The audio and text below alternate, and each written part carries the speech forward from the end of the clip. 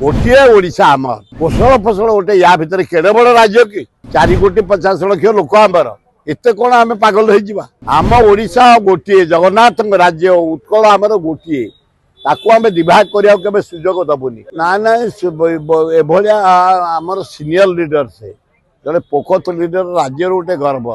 Virat lawyer किंतु कौशल करवा कहटा ठीक हो गोटे ओडिशा आमर कोशल फसल गोटे या भितर केड़े बड़ राज्य कि 4,50,00,000 लोक आमर एत कौन आम पागल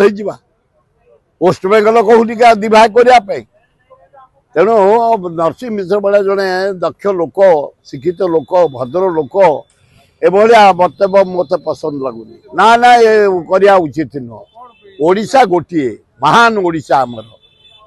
आम ओडिशा गोटे जगन्नाथ राज्य उत्कल आमर गोटे ताकू आम डिवाइड करने सुजोग दबुनि कि